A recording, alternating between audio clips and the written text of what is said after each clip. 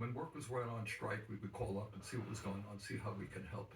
So we call up to the company and we say, why are you cutting back on health care for your workers? Well, we don't make that decision. It's owned by somebody else.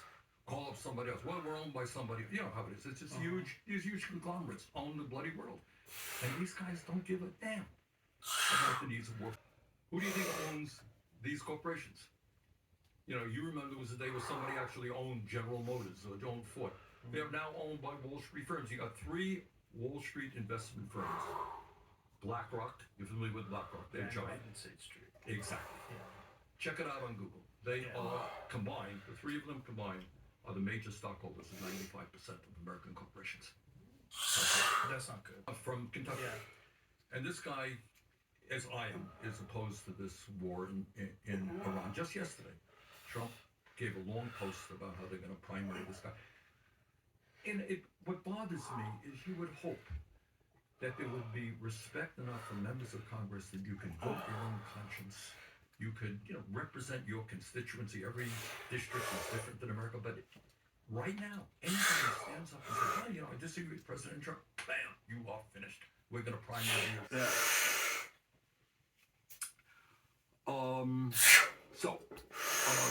We have been running around the country doing what we call a Fighting Oligarchy Tour, which is taking place here in Texas. We were in Fort Worth last night, a good turnout.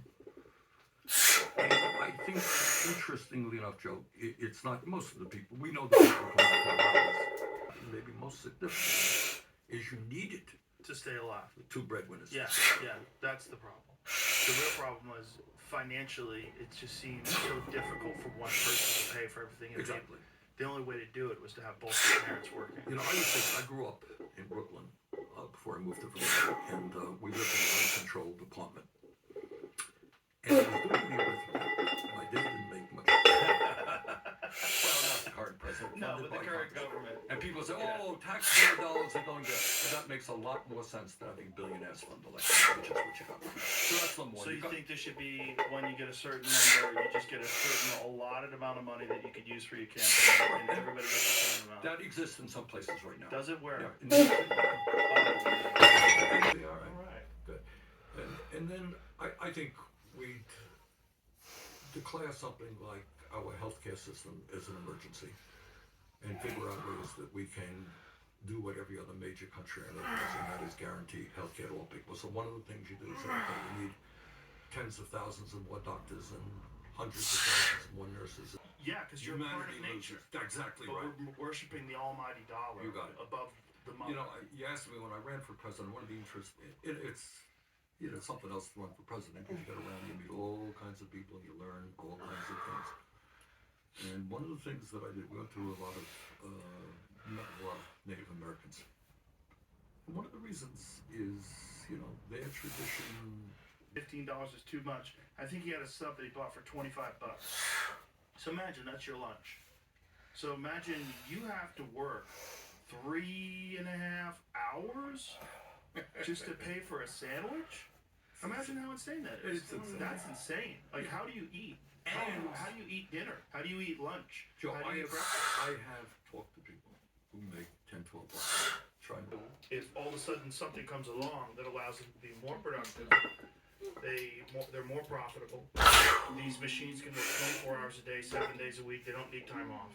And if you have a better product, you're going to get more money for your shareholders, the corporation succeeds, but you don't need X amount of workers anymore. How do you mitigate that? That's the right question. Right, what do you do? All right, nobody has a simple answer. Let's just focus simply that you don't have to worry. You're a working dad out there. You're worried that your kid may have a standard of living, then your kid can't afford to go to college. You don't want your kid leaving school $50,000 a day. You say education is a human right. God, you mentioned public education. That didn't happen by accident. Back in the early 20th century, a lot of people, working class people, fought and said, you know what, we don't only want, the rich kids to get a decent education. We want other people who grew up on farms. They say, Bernie, that was a pretty good way of life. And we're losing that. So how do you create a system in which we, once again, put an emphasis on family-based agriculture, not corporate agriculture. Family farmers who are growing good, in many cases, organic food for our kids, rather than corporate. Regenerative agriculture. You got it. Like true, like pastures, the way they run it, these farms. That'd be great. Yes. Right. Well, we'd be a lot happier if we ate that food. Human right. Right.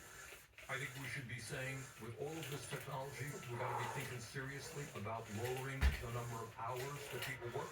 Yes. You know, the only people, zillions of people in this country don't work 40 hours. Maybe they're working 50, 60 hours. Yes. That's insane.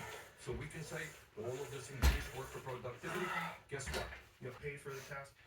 Automation's gonna take all that work. So if you do say this, okay, we're gonna lower your work week. What if there's no job left for the human being to do? If the entire assembly line, we talked about this about China and some of their coal factories.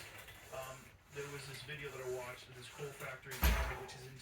They had a huge wealth fund, which came from oil. They had publicly owned oil companies that made a fortune, and they have like $1 trillion in the wealth fund. Very small country. So, and they have free healthcare, free college education,